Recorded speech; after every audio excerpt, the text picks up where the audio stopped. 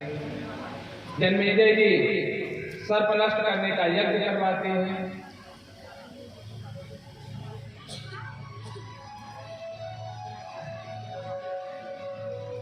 श्री राधे राधे बोलिए।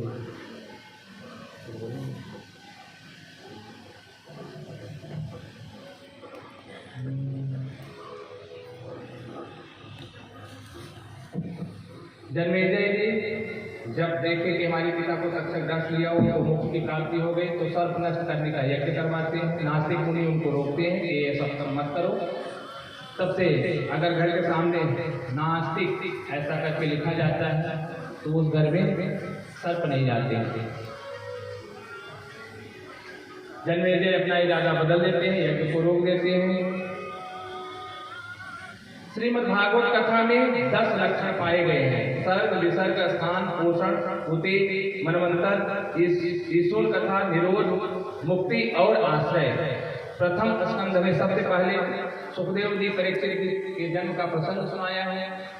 जो पहला अध्याय है प्रथम स्कंध का, तो पहले उसको महात्मा, फिर परीक्षित जी का जन्म, कुंती स्तुति, भीष्म स्तुति, राजा परीक्षित की सभा में सुखदेव जी का आगमन आदि इत्यादि का वर्णन किया गया है।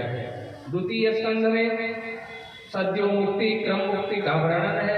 ब्रह्मा जी की उत्पत्ति और चतुश्लोकी भागवत का वर्णन किया गया है। तृतीय स्कंध में विदुर मैत्रेय संवाद, कपिल देव जी संवाद, हिरण्याक्ष वध आदि का वर्णन किया गया है। चतुर्थ स्कंध में माता सती चरित्र, ध्रुव चरित्र और वंश का निरूपण किया गया है। पंचम स्कंध में प्रियव्रत चरित्र, आग्नेय चरित्र, नाभि चरित्र, जड़भरत चरित्र, जड़भरत रघुगण संवाद, खगोल भूगोल का वर्णन और 28 अंकों का वर्णन किया गया है। छठे स्कंध में सर्वप्रथम अजामिल उपाख्यान,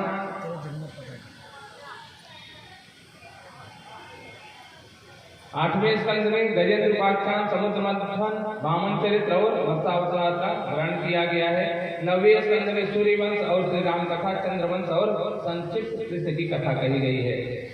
10वें स्कंध में प्रभु श्री कृष्ण के विस्तार से लीलाओं का, जो बाल लीलाओं का वर्णन किया गया है, निरूपण किया है। गोकुल लीला, वृंदावन लीला, मथुरा लीला, द्वारका लीला आदि का विस्तार से वर्णन किया गया है। प्रभु की करुण कथा है। 11वें स्कंध में नव योगेश्वर संवाद, कृष्ण उद्धव संवाद, यदुवंशियों का साफ लगने के कारण यदुवंशियों का आपस में संघार, भगवान का स्वधाम गमन, उद्धव जी की बलिदान समझाना इत्यादि वर्णन किया गया है। 12वां स्कंध में कलियुग के दुर्गुणों का वर्णन और नाम महिमा का वर्णन। उसके बाद में सुखदेव जी का परीक्षित को अंतिम उपदेश और वहां से प्रस्थान करना, तक्षक सर्प के डसे जाने से परीक्षित की मृत्यु और उनका मोक्ष, जन्मेजय का सर्पयज्ञ करना और आस्तिक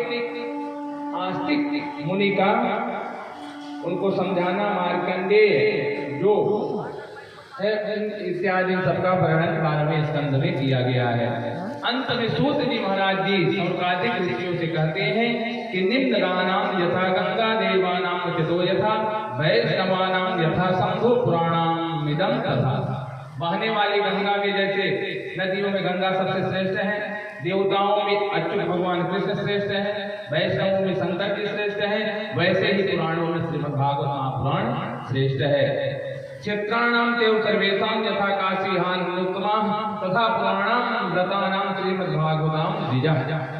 क्षेत्रों में जैसे काशी श्रेष्ठ है, वैसे पुराणों में भागवत सर्वोत्तम है। भागवत पुराणों का तिलक है, वैष्णव का परम धन है, परमहंसों की संगीता है।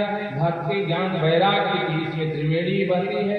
इसमें भागवत रूपी त्रिवेणी में जो आवाहन करता है, स्नान करता है, वह गोविंद अवश्य में मिल जाते हैं। अंत में जिसका नाम संकीर्तन सभी पापों को नष्ट कर देता है, जिनको किए गए प्रणाम सभी दुखों को शांत कर देता है, उन परमात्मा को श्री हरि को हम सब मिल करके प्रणाम करेंगे, बार बार वंदन करेंगे। यह श्लोक हमारे साथ में आप लोग बोलेंगे। मैं एक शब्द बुलवाऊंगा, आप सभी बोलेंगे इस श्लोक को। नाम संकीर्तनम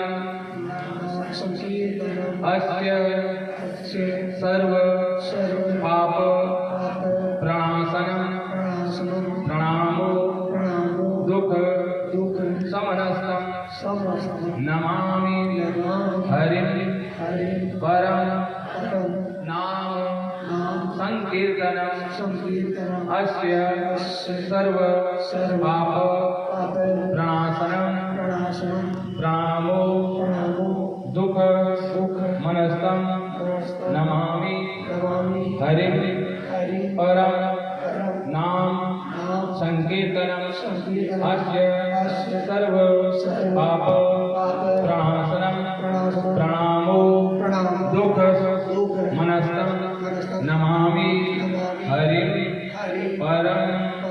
बोले बाल कृष्ण लाल की जय, भागवत भगवान की जय।